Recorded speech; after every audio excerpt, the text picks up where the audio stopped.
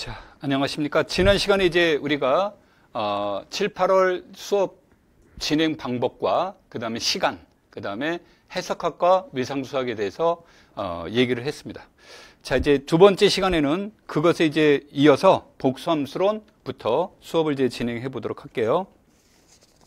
자, 복수함수론이라는 과목 자체는 우리가 복수함수론에서 복소수를 배워야 되는 이유와 관련되어 있습니다.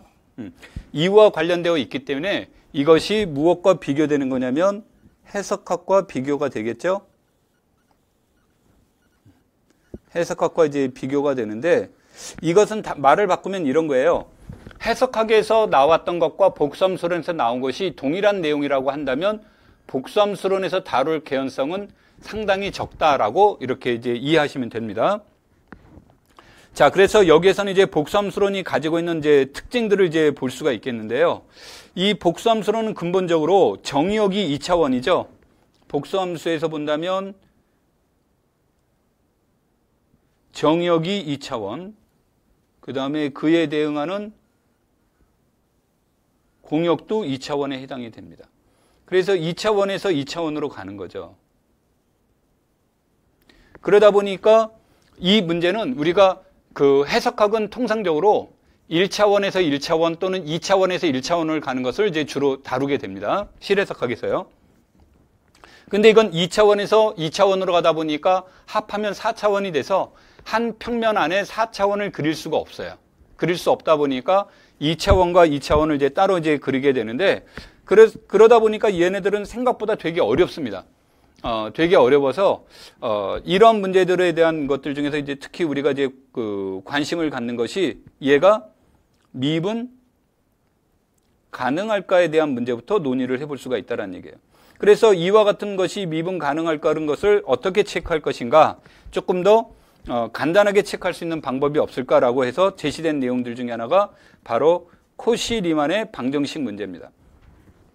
물론 코시-리만의 방정식을 만족했다고 해서 미분 가능한 건 아니죠. 거기에다가 일개 편도함수가 연속이라는 조건이 주어져야 미분 가능성이 이제 보존됩니다만, 그래서 여기에 대한 내용은 코시-리만의 방정식이 핵심을 이루게 되고, 그러면서 우리가 이제 해석함수라는 개념이 얻어지는 거고요. 그 다음에 이 복수함수론에서 FZ를, W를 우리가 U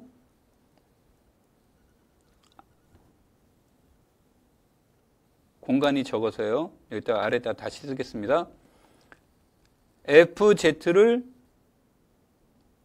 실수부와 허수부로 나눌 수 있다는 얘기죠. 다시 말하면 X축, 우리가 Y축이라고 표현한다면 U, V축으로 표현될 수 있겠죠. 그래서 이때 U와 V에 대한 주어졌을 때 이때 이제 또 하나의 관점은 U를 이용을 해서 V를 구해줄 수 있는 방법은 없을까. 그래서 이것을 우리가 일명 U의 무엇이라고 합니까? 조화 공액이라고 하는 거죠. 그래서 우리가 이제 여기서 조화 공액이라는 것도 하나 이제 좋은 소재거리가 됩니다. 그 다음에 이제 또 하나는 가장 큰 차이 중에 하나가 바로 적분의 문제죠. 그래서 복서 적분의 문제가 이제 제시가 되는데, 여기에서는 가장 중요한 이론은 코시의 적분 공식이 되는데, 이 적분 공식의 이론적 배경이 되는 것이 바로 선적분의 문제예요. 그래서 여기서도 선적분의 문제가 이제 다수 출제가 되고 있고요. 그 다음에 로런트 급수와 테일러의 급수 문제가 실해석학과 복수함수론이 아까 우리가 영역 간의 혼합 문제 이런 게 있었죠. 거기에서 이제 가장 많이 이용되는 것들 중에 하나가 됩니다. 그 다음에 이 문제는 복소적분을 하는데 우리가 제일 중요한 것은 이것의 결과를 구하는 거죠. 이것의 이제 결과를 이제 우리가 물어보는 건데, 이것의 결과를 구하기 위해서 우리가 이제 체크해 보는 것들 중에 하나가 이것에 대한 근거가 선적분이 근거라고 한다면요. 이것을 적분 결과를 얻는데 중요한 것들 중에 하나는 바로 유수예요. 그러면 이 유수인데 이 유수를 구해주는 방법 중에 하나는, 그래서 중요한 게 바로 이 유수를 구하는 방법이에요. 그래서 이 방법 중에 하나가 우리가 로런트 급수를 전개할 수도 있고요. 또는 특이점을 이용을 해서 특이점만 구해주는 문제들로 이제 우리가 특이점을 이용해서 이제 제시해 줄 수도 있고요. 또는 이것의 문제를 다양한 관점으로 이제 접근해 보는 겁니다. 그래서 우리가 이제 여러분들이 이쪽의 파트를 볼 때 뉴스를 어떻게 구할 것인가, 다시 말해서 이 뉴스를 구하는 것이 어떤 방법이 가장 좋을 것인가. 그래서 이때 이제 이 특이점에 관련된 급수를 전개했을 때 윗수 문제가 나옵니다. 고립점의 특이점의 윗수 문제들이 이제 제시가 됩니다. 그래서 이 윗수를 이용을 해서 테일러 급수로 전개한 다음에 로런트 급수로 전개한 다음에 이걸 테일러 급수화를 시킬 것이냐, 그것이 가능한가, 이제 이런 문제들도 우리가 이제 하나의 고민거리가 될 수 있고요. 아니면 애시당초 이것의 문제를 전개를 시켜서 우리가 그 뉴스를 구하는 것이 효과적일 수 있겠느냐, 아니면 이 문제를 다른 방법을 통해서 구해주는 것이 효과적일 것이냐, 뭐 이런 문제들이 이제 되는 거예요. 그래서 여기에서는 이제 스마일 표시한 것이 여기가 가장 많이 나오는 시험 문제 중에 이제 하나가 됩니다. 그 다음에 이것을 이용할 때 로체의 정리와 평각의 원리가 있는데, 이때 이 로체의 정리 자체도 하나의 목적이 될 수 있고요. 이것이 근의 개수 문제와 관련되어 있기 때문에 해석하기 위해서 우리는 중간값 정리와 연결을 통해서 실근의 개수와도 우리가 연계시켜 볼 수가 있겠죠. 자, 그 다음에 이제 또 하나 중요한 것 중에 하나가 리우빌레의 정리입니다. 그래서 이때 이것에 대한 것은 이제 유계인 정함수는 뭐 해석함수, 상수함수라는 관점이 나오죠. 근데 이 상수 문제가 여기에서도 나올 수 있고요. 절대값 정리에서도 나올 수 있고요. 그 다음에 우리가 앞에서 해석함수에서도 얘네들을 논의해 볼 수가 있어요. 그래서 이런 것들을 가지고 얘기를 해보는 거. 이런 것들이 이제 주로 시험에 나왔었던 거고, 선형 변환의 문제는 그 출제가 안 되다가 한번 쌍일차 분수 변환이 출제된 적이 있습니다만, 이때 이 여기에서 도형이 왼쪽에 있던 도형이 오른쪽으로 어떻게 변화되는지, 각의 크기는 변화되는지 안 되는지, 이런 것들, 방향은 바뀌는지 안 바뀌는지, 이런 것들을 우리가 관련 있게 관심 있게 지켜봐야 되겠죠. 그런 것들은 이제 출제가 되지는 않았습니다만, 그런 것들에 관련된 내용들을 우리가 선형 변환에서 물어볼 수 있다. 자, 근데 이 복수함수로는 지금 말한 이 내용들이 그 객관식에서는 이거를 물어봤어요. 객관식에서는. 근데 서술형에서는 이런 거를 물어보는 그런 것보다는 어떤 쪽에다 이제 초점이 이제 서술형에서 물어보는 것들은 지금 방금 말한 내용들이 이제 중심이 됩니다만, 그래서 얘네들은 증명 문제가 출제되긴 합니다. 증명 문제가 출제되긴 하는데, 그 문제들도 거의는 다 무엇에 대한 문제냐면 알고리즘의 문제예요. 알고리즘의 문제가 되는 거고요. 그래서 알고리즘화를 통해서 요로화를 통해서 이것이 실적분의 응용 문제와 연결이 이제 다 됩니다. 다시 말해서 실수에서의 적분을 하려고 하는데, 우리가 알고 있는 이론으로는 적분이 곤란해요. 우리가 알고 있는 이론으로 적분이 곤란할 때, 특히 이제 언제 많이 이런 문제들이 나오냐면 이상적분 문제에서 많이 나옵니다. 그랬을 때 실수에서의 우리가 알고 있는 알고리즘으로 문제를 해결된다면 실수에서 문제를 해결하면 되는데, 이때 실수에서 문제를 해결하기 곤란할 때, 이때 복수함수론을 이용을 해서 문제를 이제 다루게 되는 겁니다. 그래서 이때는 이 복소적분의 문제를 이제 응용하는 것은 결과도 나올 수 있고요. 결과를 물어본다는 것은 2점짜리가 되겠죠. 또는 이제 과정을 물어보는 문제는 이제 4점짜리가 될 것이고요. 그래서 그러한 형태의 문제로 얘기가 나오고, 이 복수함수로는 6점짜리 문제다라고 이렇게 보시면 됩니다. 그래서 요것들은 이거 하고, 미분계학은 굉장히 이제 크게 둘로 나눌 수 있어요. 이것도 6점으로 이제 거의 정해져 있다라고 보시면 되고요. 6점으로 되는데, 정칙 곡선의 문제, 즉 이거는 1차원에서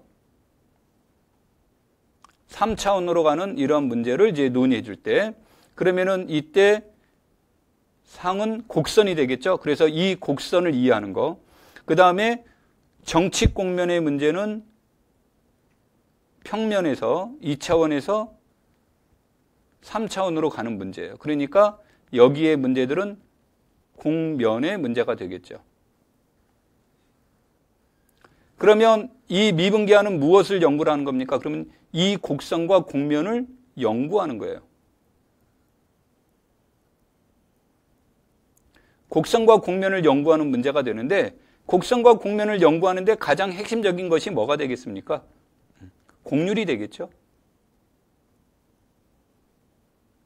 곡률이 되는데 이게 이제 미적분학과 다르다는 것은 공간상의 문제니까 여기는 방향성도 있고요.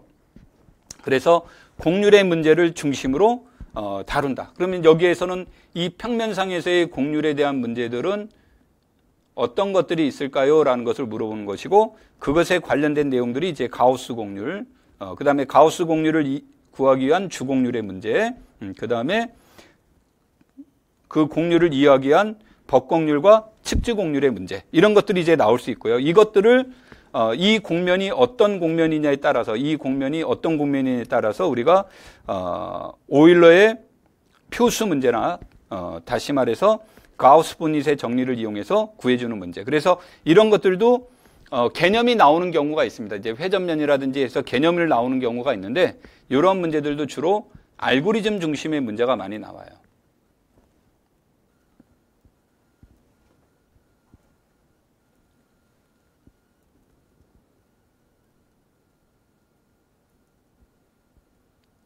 알고리즘 중심의 문제들이 많이 나옵니다.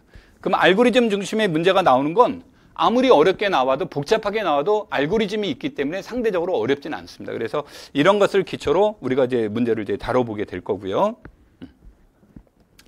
자, 그 다음에 이제 이 정수론 문제가 보면은 이 정수론이라고 하는 과목은 이것은 이제 통상적으로 4점으로 이제 보고 있습니다. 4점으로 보고 있는데 정수론 자체가 목적이자 정수론이 도구가 돼요. 그럼 정수론이 도구가 된다라는 것은 얘가 현대대수학에서 환의 출발선상의 문제예요. 그래서 얘는 현대대수학의 중요한 도구가 됩니다. 그래서 정수론 자체는 이것만 보시면 안 되고 현대대수학과 배경적으로 이제 봐야 되는데 여기에 대한 문제는 대체적으로 합동식이 이제 중심이 돼요. 합동식이 이제 중심이 되는데 이 문제는 어떤 특정한 영역 하나가 나오는 게 아니라 정수론 문제는 보통 3개 개념 또는 2개 개념이 혼용되는 문제가 나오는 거고 이 문제 풀 때 절대적으로 중요한 것은 유클리드 알고리즘이 중요합니다. 여기다가 이 말을 썼는데 부정방정식이 이제 중요한 내용이 되고요. 그 다음에 오일러의 정리. 여기 CRT는 이제 공간이 적어서 이렇게 썼습니다만 이거는 중국인의 나머지 정리를 지칭한 겁니다. 차이니스 리메디 세어렘이라고 이렇게 표현이 된 겁니다. 그 다음에 여기서 중요한 게 이걸 기초로 하는 것이 위수 문제, 그 다음에 원식은 문제. 이런 것들이 여기서 이제 중요한 것이 돼요. 그래서 이걸 통해서 그 근을 구해보는 문제들이 나올 수 있고요. 그 다음에 또 하나는 2차 잉여의 문제가 나옵니다. 이 2차 잉여의 문제가 이제 제시가 되는데 이게 바로 현대 대수학의 채론 문제와 직접적으로 연결이 되고 이때 소수에 관련된 문제는 해결하는 방법이 르장드리 문제, 그 다음에 홀수인 합성수 문제를 논의할 때는 야코비안 문제로 이제 접근이 되는 거죠. 그래서 교사임용 시험은 여기까지 중심으로 시험이 출제가 됐습니다. 이렇게 이제 내용이 출제가 됐고요. 그 다음에 연분수 문제와 페레 문제, 페레 다항식의 문제, 페레 방정식의 문제, 그 다음에 2차체 문제. 이런 것들은 아직 출제는 되지는 않았는데 이 연분수의 문제가 단순 연분수의 관점에서 본다면 연분수의 문제가 이제 이게 과거에는 이산수학과도 연계가 됐는데 요즘은 이제 거의 그렇게 이제 제시되지는 않습니다. 그래서 이 연분수의 문제 자체가 일종의 응용의 문제가 되고 현대에서 중요하게 보는 암호 문제와도 연결이 됩니다. 그래서 이 연분수 문제가 출제되지는 않았지만 관심의 대상이 되는 거고요. 그 다음에 이제 페레 방정식과 2차 다항식의 문제는 연관이 되는데 이 문제들은 전부 다 서로 상호 연관성이 있습니다. 그래서 이런 것들까지는 이제 조금 우리가 하나의 고민이 대상이 되는 거죠. 그래서 정수로는 뭐 거의 100% 알고리즘의 문제다. 그래서 알고리즘의 문제들은 내가 조금 속도감 있게 이렇게 설명이 됐습니다. 자, 선형대수학 문제는 선형성을 연구하는 학문이죠. 선형성을 연구하는 학문인데 이 선형성을 이해하기 위한 방법으로는 공간을 이용하는 게 있고요. 그 다음에 변환을 이해하는 게 있어요. 공간을 이해하는 데 중요한 것은 바로 뭐가 되겠습니까? 공간을 이해하는 데 중요한 것은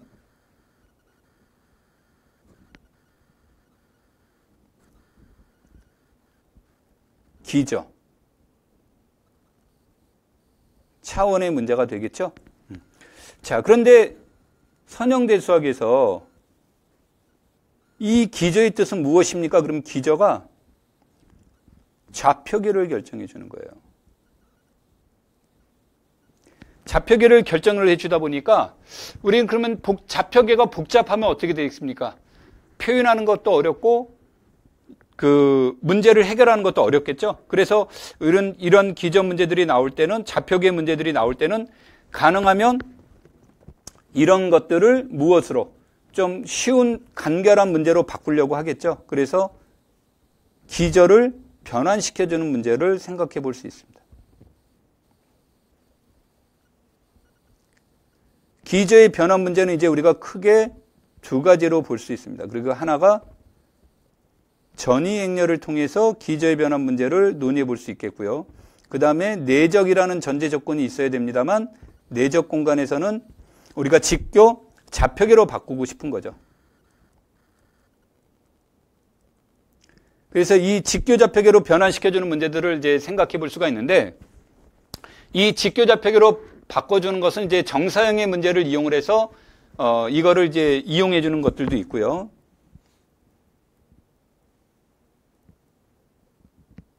그 다음에 그램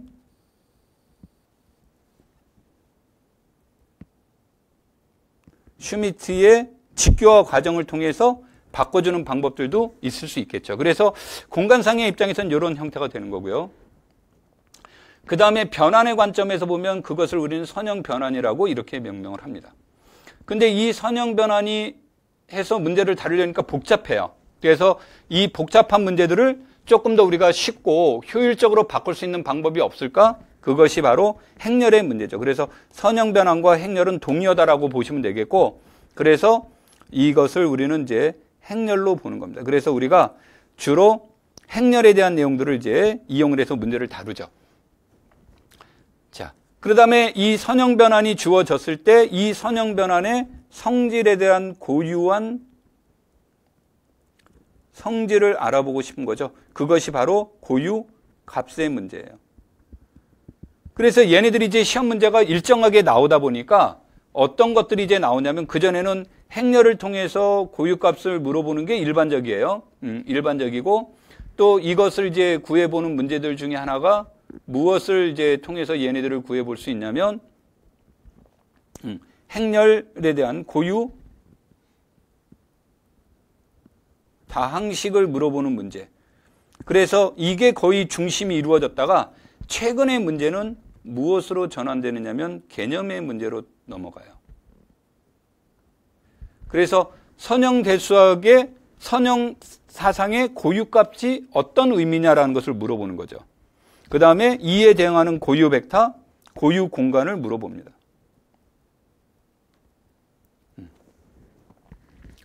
그 다음에 이제 이것에 대한 응용 문제들도 있습니다. 이것을 통해서 우리가 응용화 시켜주는 문제가 있는데 이게 90년대까지는 출제가 됐었어요. 90년대까지 이제 출제가 됐었는데 이 응용 문제는 크게 둘로 나눌 수가 있어요. 크게 둘로 나눌 수가 있는데 하나는 미분 방정식의 문제예요.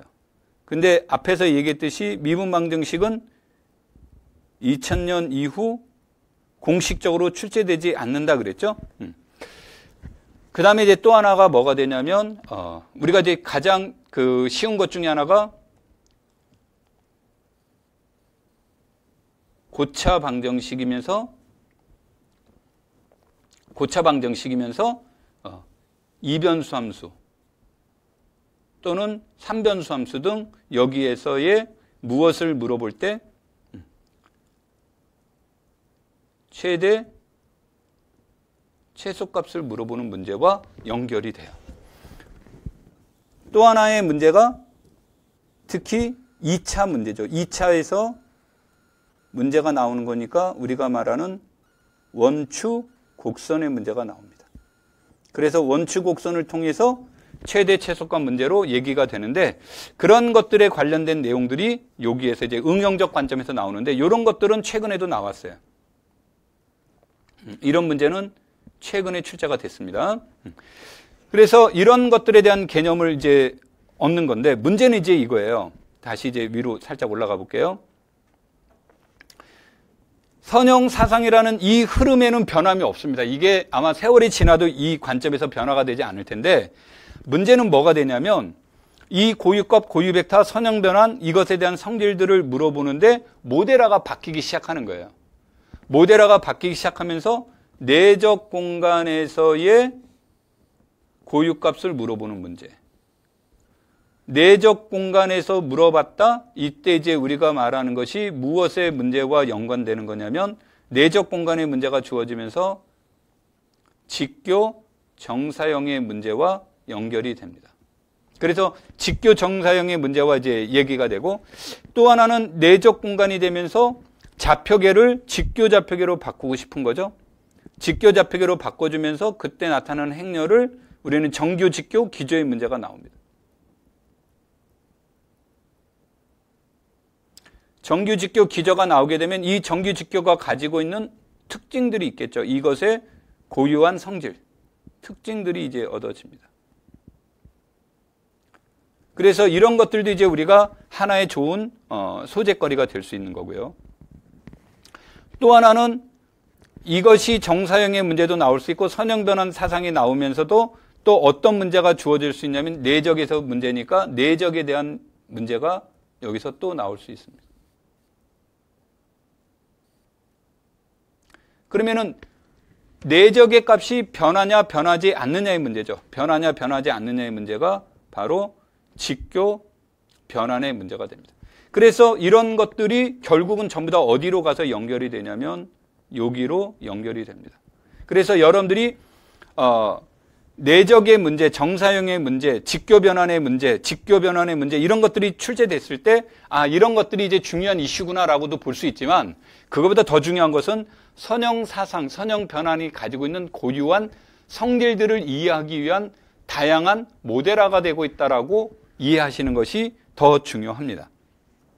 그래서 이런 것들을 기초로 해서 우리가 이제 선형대수학을 이제 이해하시는 것이 좋겠고요. 그 다음에 이 선형대수학도 특정한 일이 없다면 4점이 나올 것으로 예측이 됩니다.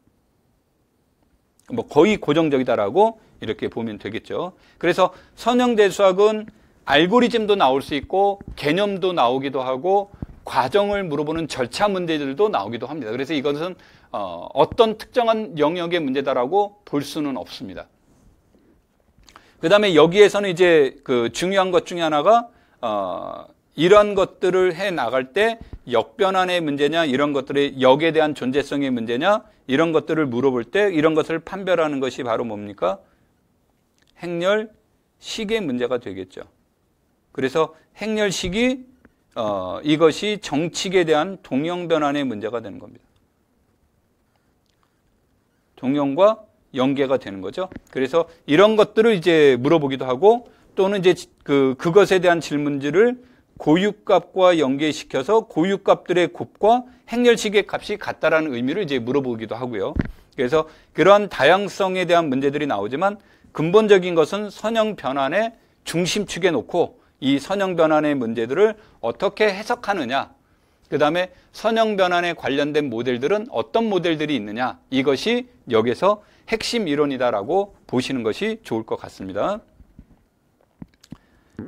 자, 그 다음에 이산수학으로 이제 가서 보시면 이산수학은 무엇을 연구하는 거냐면 이산 상황에서 최적화를 물어보는 거예요. 그래서 최적화를 물어보는 건데 이 최적화를 구하기 위한 다양한 방법들이 있을 수 있겠죠. 그래서 그 최적화를 물어보는 다양한 방법이 바로 세기 문제, 그 다음에 점화식 점화 수열, 또는 이것을 이제 알고리즘의 문제, 그 다음에 그래프 이론의 문제, 이 세 가지가 얘기가 되는 거고요. 이때 최적화 문제와 관련되어 있는 대표적인 내용들이 생성 수용도의 문제, 그 다음에 생성 함수의 문제, 이런 것들이 이제 직접적인 문제가 되고요. 그 다음에 세기 문제에서는 이러한 비둘기집의 원리, 중복조합, 그 다음에 점유 문제, 스터링 수의 문제들이 이제 고르게 출제가 되고요. 아까 말한 현대대 수학의 유한체, 원시 원소, 원시 다항식의 문제와 연관이 됩니다. 이게 무엇과 연관되는 이론이냐면 주기 문제와 연결이 되는 거죠. 그래서 이런 것들에 관련된 내용들 중심으로 출제가 된다. 그래서 이산수학은 이거는 2점짜리로도 나올 수도 있고요. 또는 요게 4점이 나오기도 합니다. 그래서 어느 게 정답입니까? 라는 것은 없습니다.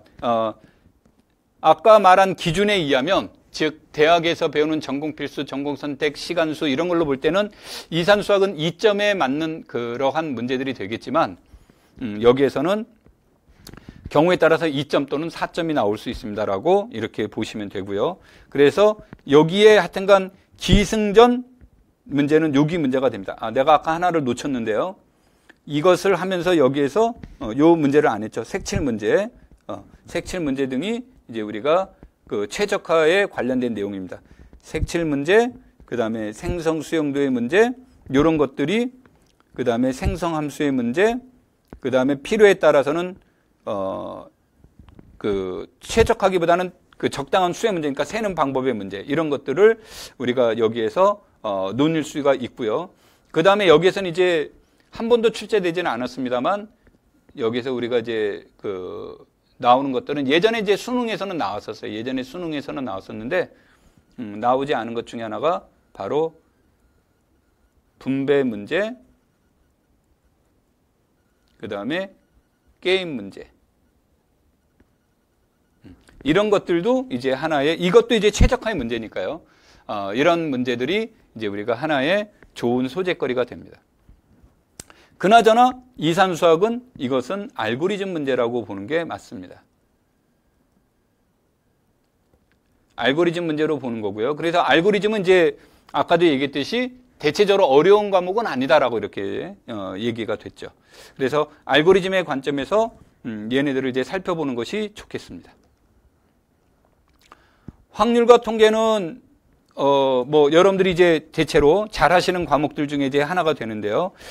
여기에서 또 이것도 6점짜리 문제로 우리가 유추가 됩니다. 6점짜리로 되는 거고 2 플러스 4, 2점짜리와 4점짜리가 나올 가능성이 이제 높은 문제가 되고, 최근에 이제 우리가 많이 나오는 것은 이제 다변수 함수의 문제가 많이 출제되고 있습니다. 다변수 함수 문제가 나오게 된다면 여기에서는 이제 자연스럽게 강조되고 있는 것 중에 하나가 뭐가 되겠습니까?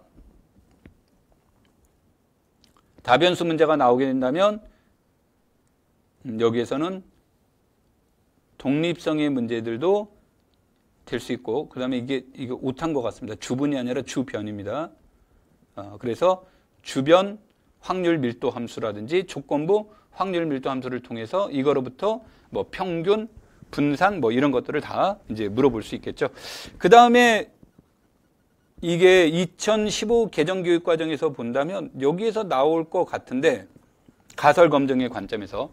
근데 이제 이것의 단점은 뭐가 되냐면 기각한다, 채택한다라는 관점에서 본다면 답이 둘 중에 하나인 거죠. OX의 문제가 되는데, 이 문제는 2점짜리라고 한다면 부적절한 문제가 나오겠지만 이게 검정 과정을 물어본다면 상당히 이제 유용한 문제가 됩니다. 그래서 확률 통계는 여기서 이렇게 특별히 논의하지 않겠습니다.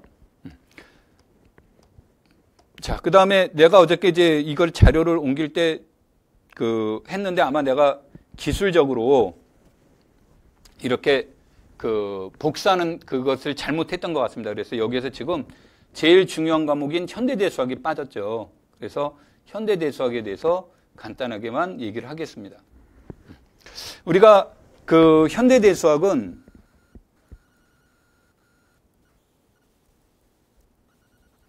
우리가 군환체로 볼 수가 있는데 간단하게만 얘기를 할게요.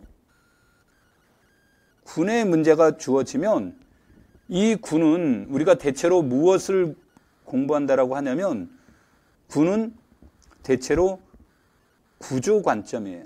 군의 구조. 그래서 군의 구조를 이해하는 데는 우리가 생성원 문제. 이때 생성원 순환군이라는 뜻이 아니에요. 생성원 문제. 그 다음에 생성원의 윗수 문제. 그 다음에 생성원들 사이의 관계 문제. 이런 것들이 중요한 이슈가 됩니다. 그래서 이걸 통해서 이제 물어볼 수 있고요. 아주 이제 특별한 경우가 주어진다면 뭐 준동형 사상이니 동형 사상이니 또는 정교 부분군이니 잉여군이니 이런 것들에 대한 군의 외적이니 이런 것들이 이제 얘기될 수가 있는데 가장 근본적인 것은 군의 구조를 이해하는 거예요. 그래서 이거를 통해서 우리가 문제를 이제 풀어 나가는 건데 여기에 대한 문제들은 항상 중요한 이슈가 되는 것은 요게 중요한 이슈가 돼요. 이 두 가지가 중요한 이슈가 돼서 이것과 관련해서 여러 가지 문제들을 논의해 보는 거고요. 관계의 문제는 교환법칙이냐 교환법칙이 성립하냐 하지 않냐에 따라서 가환군, 비가환군으로 나눌 수 있는데 이때 비가환군에 대한 문제들은 항상 규칙성이 없죠. 그래서 비가환군에 대한 것들은 이제 얘기가 되고 이것이 이제 논의가 돼야 되고 내가 군을 얘기를 할 때 무슨 얘기들을 강의 시간에 많이 하냐면요.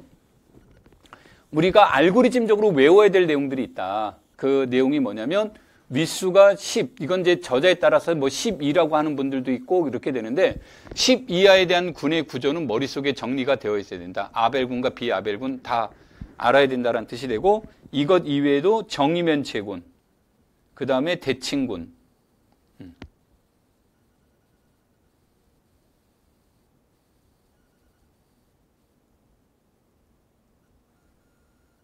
그 다음에 이것의 부분군인 교대군.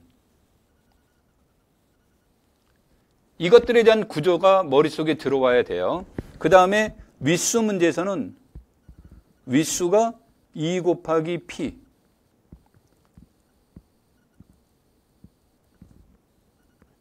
이러한 군의 구조라든지 윗수가 P 곱하기 P. 이러한 것에 대한 군의 구조. 그 다음에 얘네들을 이해하는데 활용하는데 부분군을 구하는데 여러모로 이용되는 것 중에 하나가 군의 중심이에요. 이 군의 중심 자체를 물어보는 경우는 거의 없었습니다만 모든 군을 이해하는데 핵심적인 내용이 돼요. 그래서 여러분들이 군을 이해하는데 이런 것들을 기초로 해서 군의 구조들을 파악하는 게 중요하다. 이제 수업하면서 이런 것들은 이제 디테일하게 들어가겠습니다만 군은 이제 그런 관점에서 이제 보시면 되겠고요. 그 다음에 화는 뭐라고 보시는 게 좋냐면 흐름으로 보셔야 돼요. 흐름으로. 그래서 흐름으로 환을 이해하라는 말은 뭐냐면 환이라는 것은 군은 구조가 좀 완벽해요. 퍼펙트하다라고 한다면 환은 곱셈에 대해서 부족합니다. 그래서 반군부터 시작하게 되겠죠. 그래서 여기에서는 환에서 곱셈에 대한 내용과 덧셈에 대한 내용을 이제 체크를 해보는데 덧셈에 대한 내용은 주로 무엇을 가지고 접근하시는 것이 좋냐면 덧셈은 아벨군이죠. 덧셈은 아벨군이니까 여기에서는 덧셈에 대한 구조를 이용하는 건 표수 문제예요. 그렇다면 이제 곱셈에 대한 문제가 나오는데 여기에서 곱셈 문제에서 환론에서 나타나는 첫 번째 걸림돌이 뭐가 됩니까? 환론 문제를 다루면서 첫 번째 걸림돌은 방정식의 해의 문제예요. 그래서 해의 문제에서 가장 나오는 것이 영인자의 문제가 발생이 됩니다. 영인자에 의해서 소약법칙이 성립되지 않는 거죠. 그래서 이것을 이제 극복하는 문제들 중에 하나가 바로 정역의 문제가 되겠죠. 그 다음에 이제 나중에 응용해 나갈 땐 핵심적인 내용은 단항이 대할 정역이 키포인트가 됩니다만 곱셈 문제의 관점에서는 얘가 이제 첫 번째 걸림돌이 돼서 얘네들을 어떻게 해서 해결할 것인가 라는 것이 우리가 여기서 첫 번째로 가져야 되는 거고요.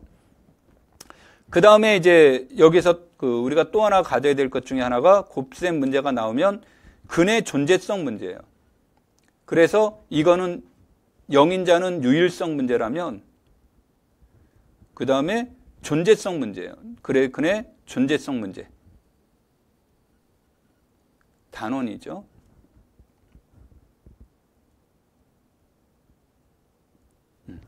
그래서 이 단원을 구해주는 것이 이제 중요합니다. 단원을 구해주는 것이 중요하게 되는데 이 단원에 대한 문제가 이것 통해서 군이 되는데 이제 이 군은 우리가 군론에서 굉장히 많이 다루고 있기 때문에 상대적으로 단원군에 관련된 내용들은 이제 강조되지는 않습니다. 그렇지만 단원에 대한 단원이란 근의 존재성 문제와 연관되어 있다라고 이제 보시면 되는 거고요. 그래서 이걸 통해서 어디로 갑니까? 이런 이 흐름의 문제들을 극복하는 과정을 통해서 얘네들이 채론으로 넘어가요. 그럼 환에서 채로 넘어가는데 얘네들을 만드는 환에서 채로 가는데 두 가지를 이용해서 이제 다루게 됩니다. 하나가 무엇을 이용을 하는 거냐면 분수체를 이용하는 겁니다. 분수체를 이용하는데 물론 그것은 분수체는 아무 때나 이용할 수 있는 게 아니고요. 분수체는 아무 때나 분수체를 이용하는 게 아니라 분수체는 반드시 정역에서만 분수체를 이용할 수가 있습니다. 근데 이 분수체의 치명적인 약점이 뭐냐면요. 분수체로 체를 만들었는데 그거로부터 더 이상 체를 만들 수가 없어요. 이게 이제 가장 치명적인 약점이라서 이거는 이제 분수체는 개념적으로 나중에 표수 문제, 소체 문제와 연관이 됩니다. 소체는 내가 0으로 쓸게요. 0으로 억지로 썼습니다. 이게 한글로 쓰면 나중에 의사 전달하는데 이제 문제가 있을 수 있어서 프라임이라는 뜻인데요. 이 프라임이라는 뜻이 이제 우리가 한자로 읽으면 보통 프라임이라는 말은 여러분들이 소수 이런 뜻에서 이제 많이 나오게 되는데 이게 이제 에라토스테네스의 체를 이용해서 소수를 설명하는 방법에서 프라임이라는 의미가 뭐가 되냐면 처음이라는 뜻이 있어요. 처음이라는 뜻도 있고 이것은 다른 말로 표현하면 원시 개념이 들어가 있는 거예요. 그러니까 가장 작은 체라는 개념이 들어가 있어요. 이게 처음 만들기 시작하는 체라는 개념에서 프라임 필드라는 개념이 이제 이용이 되고 이거를 통해서 이제 우리가 체론을 만들어 나가는데 그때 이용되는 것이 이데알의 문제입니다.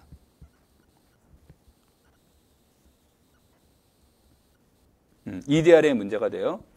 그래서 극대 이데알의 문제와 연결이 되는 겁니다. 근데 우리가 극대 이데알은 뭐가 있을까요? 라는 극대 이데알을 어떻게 찾을까요? 라는 문제가 주어져 있을 수 있겠죠. 그래서 일반적으로 직관적으로 극대 이데알을 찾는 방법들도 있을 수 있는데 이게 직관적으로 간단하지 않은 경우가 훨씬 더 많겠죠. 그래서 이 극대 이데알을 찾는 방법들은 다낭 이데알과 연결이 됩니다. 그래서 아까 이게 키포인트가 된다고 그랬죠. 이거로부터 극대 이데알의 문제는 기약 원의 문제와 같은 겁니다. 그러면 기약 원의 문제라는 것은 기약 원인데 원소가 다항식일 때 우리가 통상적으로 기약 다항식의 문제로 이제 넘어가는 거죠. 그래서 이런 것들이 여기에서 이제 넘어가는 형태가 되고 이제 이게 90년대 후반, 2000년대 초반에는 이것의 문제로 주로 출제됐던 문제들이 뭐냐면 이론적 배경을 물어봤어요. 이론적 배경을 물어보는 것이 이게 90년대와 2000년대 초반 문제가 여기서 이제 주로 출제가 됐었어요. 그러다가 이 문제가 채론을 왜 하는데 그랬을 때 이 채론을 통해서 우리가 얻고자 하는 것은 확대체의 문제예요. 확대체의 문제가 들어가는데 이때부터 우리가 이제 머리가 아파지는 겁니다. 그러니까 군에서 환으로 넘어갈 때는 이항 연산자 문제가 첫 번째 걸림돌이에요. 그러니까 여기서는 이항 연산자가 하나였는데 여기서는 이항 연산자가 두 개가 되니까 복잡했다면 환에서 확대체로 넘어갈 때는 여기서는 채론의 문제와 얘네들이 벡터 공간의 문제가 혼용이 되기 시작합니다. 공간의 확장이에요. 근데 이 벡터 공간의 문제가 우리가 선형대 수학에서 말하는 벡터 공간과는 뜻이 같은 말이지만 얘가 선형대 수학에서는 나타나지 않는 아주 스페셜한 형태로 나타납니다. 그래서 이 문제들을 단순한 벡터 공간의 관점으로 접근하기에는 뭔가 문제가 있지 않느냐라는 이러한 것들이 나타나면서 이름을 이제 달리 붙이는 거죠. 그래서 일명 디그리라는 개념이 이제 여기서 논의가 되는 거고요. 그럼 확대체를 만드는 방법 중에서 여기서 이제 중요한 것들 중에 하나가 기약 다항식의 문제가 됩니다. 기약 다항식에 대한 것을 얘네들을 그래서 중요한 이슈가 판별하는 능력이죠. 그래서 판별식의 문제인데 얘가 유일하지도 않고요. 아주 조금 복잡합니다. 그 다음에 이제 확대체를 통해서 하는 것이 근의 문제예요. 근의 문제가 되는데 이 근의 문제들은 나중에 무엇과도 같은 개념과 연결되냐면 커널의 문제와도 연결이 됩니다. 그 다음에 여기에서 나오는 배경이 제1 동형정리가 배경적 지식이 되죠. 자, 그래서 이렇게 이제 만들어 봤어요. 이렇게 해서 이제 만들어 봤는데 그 다음에 이제 확대체를 만들고 났더니 이 확대체가 가지고 있는 성질에 대해서 물어볼 수도 있고요. 그 다음에 확대체 안에서 성질을 물어보는 문제들 중에 이제 우리가 나올 수 있는 것이 유한 확대체, 글씨가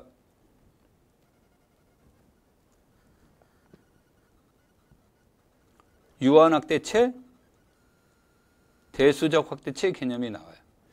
그 다음에 이제 여기에 대한 근에 대한 것을 얘기하는 것이 우리가 근체 또는 분해체라는 개념이 나옵니다. 그러면서 여기에서 이제 적절하게 얻어지는 것들 중에 하나가 무엇이 된 얘기냐면 근에 대한 중복도 문제가 나오게 돼요. 그게 이제 우리가 분리 다항식이라는 개념이 이제 적용이 되고요. 그 다음에 확대체의 개념이 얻어지면서 또 하나 물어보는 것 중에 하나가 중간체의 문제예요. 기존의 체와 확대된 체 사이의 중간에는 어떤 체들이 있을까요? 이런 문제가 되죠. 그래서 이 문제를 구하려고 했더니 얘는 굉장히 어려운 문제가 됩니다. 굉장히 어려운 문제가 되다 보니까 사람들이 이 문제를 조금 더 편안하게 다룰 수 있는 방법은 없을까요? 그런 문제로 이제 논의가 바뀌어지는 거죠. 그래서 이것에 대한 것들을 중간체 문제로 넘어갈 때 얘네들을 조금 더 쉽게 할 수 있는 방법은 없을까? 그랬더니 일반적으로 없다예요. 그러면 얘네들은 알고리즘화 시킬 수 없을까? 그래서 알고리즘화 시키는데 핵심적인 내용이 바로 갈루와 확대체의 문제가 되는 거죠. 그래서 이 갈루와 확대체를 검증하려면 우리가 또 무엇을 이용하냐면 고정체라는 개념을 도입하게 되는데 이 개념도 복잡해요. 그러니까 얘네들을 대신해 줄 수 있는 것이 분리와 분해라는 개념을 통해서 여기로 전이가 되는 거고, 갈루와 확대체가 되면 체론의 문제를 군론의 문제로 가죠. 그래서 갈루와 군의 문제로 갑니다. 그러면은 아무래도 체보다는 군이 더 쉬우니까 그래서 우리는 군의 문제로 넘어가게 되고요. 이 이외에도 우리가 원분 다항식이나 원분 확대체나 여러 가지 내용들이 나옵니다만 큰 그림은 현대대수학은 이와 같은 그림을 지니고 있습니다. 그래서 이러한 그림 안에서 이제 우리가 공부를 하게 되는 거고요. 여러분들도 이러한 포커스에 맞춰서 이제 얘기를 해 나가는 겁니다. 이것이 이제 우리가 정리가 되게 되면 이러한 내용들이 이제 정리가 되면 여기에 응용의 문제와 연계를 시켜서 볼 수가 있는 겁니다. 그래서 우리가 이제 전반적으로 이런 내용들을 이제 중심으로 얘기가 된다라고 얘기를 했고요. 그 다음에 내가 이제 여기서 얘기하지 않은 것은 이제 미적분학 얘기가 이제 논의하지 않았는데, 미적분학은 이제 우리가 수업하면서 이제 다시 얘기하겠지만, 미적분학은 다변수 함수를 중심으로 이제 출제가 되고 있습니다. 그리고 그거는 알고리즘 문제가 되기 때문에 알고리즘을 어떻게 이제 이해하고 있느냐, 알고리즘을 어떻게 활용할 것이냐의 문제로 여러분들이 이해하시면 될 것 같습니다.